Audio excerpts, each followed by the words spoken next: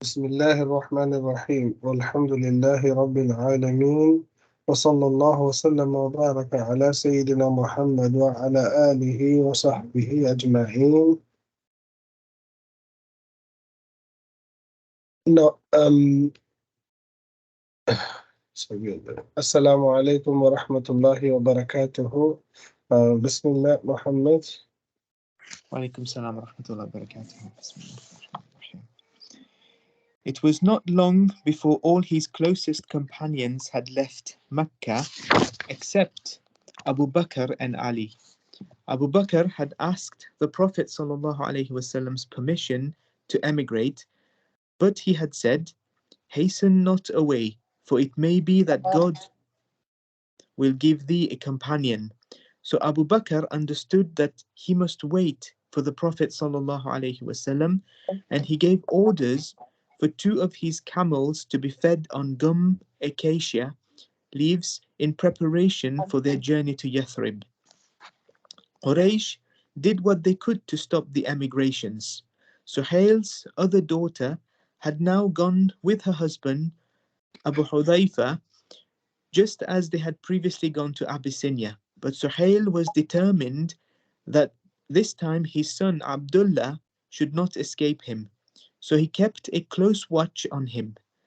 Much the same happened to the son of the Sahmite leader As, Hisham, who likewise had been among the emigrants to Abyssinia. It was his half-brother Amir who had been sent by Quraysh to turn the Negus against the Muslim refugees, and Hisham had witnessed his failure and discomfortune. Omar, who was Hisham's cousin, their mothers were sisters, had arranged that they should now travel to Yathrib together, leaving Mecca separately and meeting at the thorn trees of Adat, about 10 miles north of the city. Ayyash of Makhzum was also to travel with them, but at the appointed hour and place there was no sign of Hisham. So Umar and his family went on their way with Ayyash, for they had agreed that they would not wait for each other. Hisham's father and brother had heard of his plan and held him back by force, and they put so much pressure on him that after some days they even persuaded him to renounce Islam. As to Ayyash, he reached Yathrib with Omar, but his two half-brothers Abu Jahl and Harith followed him and told him that their mother, who was also his mother, had sworn not to comb her hair or take shelter from the sun until she set eyes on him again. Ayyash was very troubled by this, but Omar said to him, "They want nothing better than to seduce thee from thy religion. For by God, if lice troubled thy mother, she would use her comb, and if the heat of Mecca oppressed her, she would take shelter." But Ayyash would not listen. He insisted on returning to Mecca in order to release his mother from her oath. He also intended to retrieve some money he had left behind. But when they were halfway there, Abu Jahl and Harith fell upon him, bound him hand and foot, brought him home as a prisoner, saying as they entered the city, "O people of Mecca, do with your fools as we have done with this fool of ours." Like Hisham, Ayyash was prevailed upon to renounce Islam, but in neither case was this final. After a while, they were conscience-stricken to the point of supposing that no atonement was possible for so great a sin. But that was Omar's opinion also. But later there came the revelation, "O my slaves, who have acted unwisely against yourselves, despair not of God's mercy. Verily God forgiveth sins in their entirety. He is the all-forgiving, the all-merciful. And turn unto your Lord in repentance, and surrender unto him before there come unto you the punishment when you shall not be helped." Umar wrote down these words and found a way of sending the inscription to Hisham, who said, "When it came to me, I raised it close to my eyes and lowered it away from them. But I could not understand it until I said, 'O God, make me understand it.' Then God put it into my heart that it had been revealed for our very sakes with regard to what we were saying of ourselves and what was being said of us." Hisham showed it to Ayyash, and they renewed their Islam and waited for their opportunity to escape. جزاك الله خيرا محمد صلى الله عليه وسلم. بسم الله. بسم الله. Al-Hakim narrated, and he declared it Sahih, that Qais ibn Abbad said, I heard Ali on the day of the Battle of the Camel saying, O Allah, I am clear before you for having taken part in the shedding of the blood of Uthman. My intellect was shaken on the day of Uthman's killing. My soul was repulsed, and they came to me to pledge allegiance to me, and I said, by Allah, I am ashamed to take the allegiance of a people who killed Uthman. I am ashamed before Allah to be sworn allegiance while Uthman is not yet buried. So they went away. When the people returned and asked me to accept their allegiance, I said, O Allah, I am afraid of what I am proceeding to do. Then the determination of the people came. I was sworn allegiance. They said, Amirul Mu'mineen, and it was as if my heart was rent asunder. I said, O Allah, take from me for the sake of Uthman until you are contented. Ibn Asakir narrated that Abu Khalda al-Hanafi said, I heard Ali saying, Banu Umayyah claimed that I killed Uthman. No, by Allah, whom there is no God but He, I did not kill him. I did not abet it. I forbade it, but they disobeyed me. He narrated that Samura said, Islam was in a well-fortified fortress, and they made a breach in Islam with the killing of Uthman, which will not be closed until the day of resurrection. The Khilafah was among the people of Medina, and they drove it out, and it did not return to them. He narrated that Muhammad ibn Sirin said, the piebald horses of the angels were never missing from the battles and the armies until the killing of Uthman. There was no disagreement on the new moons until the killing of Uthman. This redness which is on the horizons was never seen until the killing of Al-Hussein. Abdul Razzaq narrated in the Musannaf that Humayd ibn Hilal said, Abdullah ibn Salam came to those who were besieging Uthman and said, do not kill him. For by Allah, any of you who kills him will meet Allah without a hand. The sword of Allah will remain sheathed, and by Allah, if you kill him, Allah will draw it out, and He will never sheathe it again. A prophet was never killed, but that 70,000 were killed because of him, nor a Khalifa, but that 35,000 were killed because of him, before they were again united. Ibn Asakir narrated that Abdurrahman ibn Mahdi said, there were two qualities that Uthman had, which neither Abu Bakr nor Umar had. His self-collectedness until he was killed, and his uniting the people upon a single mushaf, written copy of the Quran. Al-Hakim narrated that Ash-Sha'bi said, I have not heard a better eulogy upon Uthman than the words of Ka'b ibn Malik when he said, then he restrained his hands and closed his door, and he was certain that Allah is not forgetful. He said to the people of the house, do not kill them. May Allah pardon every man who does not fight. So how you have seen Allah pour out upon them enmity and hatred after harmony with each other, and how you have seen the good turning back from people after him the way the driving winds turn the clouds back.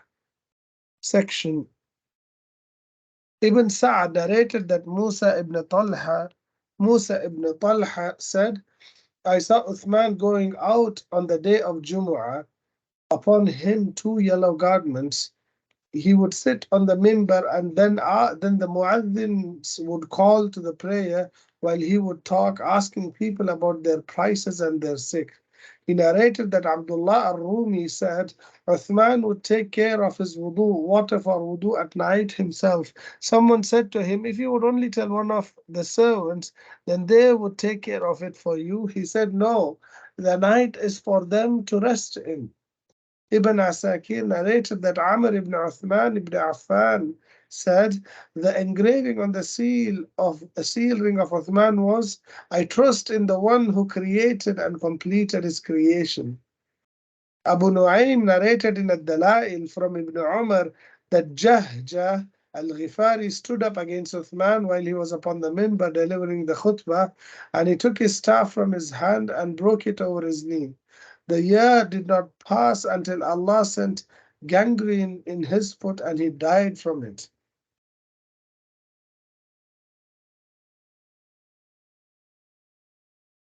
We stop there. وصلى الله على سيدنا محمد. بسم الله محمد. Hazrat Khalid bin Walid radiallahu anhu accepted Islam. Hazrat Khalid bin Walid radiallahu anhu says that when Allah decided that good head his way, Allah created the desire within his heart to accept Islam and opened many avenues to him. He says, I said to myself, I fought every battle against Rasulullah sallallahu alaihi wasallam, but after each battle, I got the feeling that all this running about was futile because there was no doubt that Rasulullah sallallahu alaihi wasallam would eventually emerge victorious. When Rasulullah sallallahu alaihi wasallam arrived at Hudaybiyah, I led a contingent of mushrikeen horsemen and faced Rasulullah sallallahu alaihi wasallam at a place called Usfan, where we intended launching an attack. Rasulullah sallallahu alaihi wasallam led the Sahaba radiallahu anhum in the Dhuhr Salah, and we saw a perfect opportunity to attack. However, we were undecided and did not attack, which was best. Rasulullah sallallahu alaihi wasallam was aware of our intention through revelation, and when he led the Asr Salah, he performed Salatul Khawf. This had an impact upon us, and we were left saying, this man is certainly protected by Allah. Rasulullah sallallahu alaihi wasallam then steered clear of us and took a path towards the right that led away from the path of our horses. Continuing the story, Hazrat Khalid bin Walid radiallahu anhu says, Rasulullah sallallahu alaihi wasallam then entered into a treaty with the Quraysh at Hudaybiyah, when the Quraysh managed to save their necks by opting for a treaty rather than a battle. I then said to myself, what is left now? Where shall I run? To Najashi? He is already a follower of Muhammad sallallahu alaihi wasallam, and the Sahaba radiallahu anhum are living peacefully with him. Should I go to Heraclius, where I will have to forsake my religion for Christianity or Judaism and live with foreigners? Should I rather stay at home with those left here? I was still in this dilemma when Rasulullah sallallahu alaihi wasallam came to Mecca to perform the Umrah they had missed the previous year. I made myself scarce and did not see them enter Mecca. My brother Walid bin Walid also arrived in Mecca with Rasulullah sallallahu alaihi wasallam and looked for me. He was unable to find me and left a letter for me which read, in the name of Allah, the most kind, the most merciful. I have seen nothing more astonishing than the fact that someone as intelligent as you has not yet decided to accept Islam. How can anyone remain in the dark about a religion as great as Islam? When Rasulullah sallallahu alaihi wasallam asked where you were, I told him that Allah will soon bring you. He said, how can a person like Khalid remain unaware of a religion like Islam? It would be best for him to spend his efforts and energies with the Muslims, and we shall put him ahead of others. Oh my brother, you have missed tremendous opportunities, so please make amends. Hazrat Khalid bin Walid radiallahu anhu says, after reading this letter, I was inspired to leave for Medina and my inclination towards Islam increased. It pleased me to think that Rasulullah sallallahu alaihi wasallam had actually asked about me. During this time, I dreamt that I was in a constricted and drought-stricken land, after which I went to a land that was vast and fertile. This, I thought, is certainly a true dream. I thought that I should definitely relate this dream to Hazrat Abu Bakr radiallahu anhu when I reached Medina. When he related it to Hazrat Abu Bakr radiallahu anhu, Hazrat Abu Bakr radiallahu anhu said, your leaving the place was the guidance Allah gave you towards Islam, and the constricted place was the shirk you had been involved with. When I made up my mind to leave for Rasulullah sallallahu alaihi wasallam, I wondered who would accompany me. I approached Safwan bin Umayyah and said to him, "O Abu Wahab, do you not see the situation we find ourselves in? We are as few as the molars in the mouth. Muhammad sallallahu alaihi wasallam has dominated the Arabs and non-Arabs. I feel that we should meet him and follow him, then his honor shall be ours." Safwan vehemently rejected the offer and said, "I shall never follow him, even though I am the last person left." Leaving him, I said to myself, both his brother and father had been killed in the Battle of Badr, because of which he is so reluctant to accept Islam. I then met Ikrima bin Abi Jahl and told him what I had mentioned to Safwan. His response was similar to that of Safwan. Nevertheless, I told him to keep it a secret, and he agreed not to breathe a word to anyone. I then went home and had my conveyance prepared. As I was riding out, I met Uthman bin Talha, who said to myself, "He is a good friend of mine. Perhaps I should tell him what I intend doing." I then remembered that many of his relatives had been killed by the Muslims in battle, and it would not be appropriate to mention it to him. However, it occurred to me that here was no harm in telling him, since I was already on my way. I therefore spoke to him about the unfavorable results of our efforts against the Muslims and said, "We are just like a fox in his hole who will have to emerge as soon as a bucket of water is thrown down the hole." I also told him that I had mentioned to my two friends earlier. He immediately accepted what I said. I told him that I was leaving that very day and that my transport was ready and waiting at a place called Fudge. We then decided to meet at a place called Yajuj, where I was to wait for him, and I arrived first. Otherwise, he would wait for me if where I was to wait for him if I arrived first. Otherwise, he would wait for me if he arrived first. جزاك الله خيرا وإياكم محمد. وصلى صلى الله الله على على سيدنا سيدنا محمد. محمد.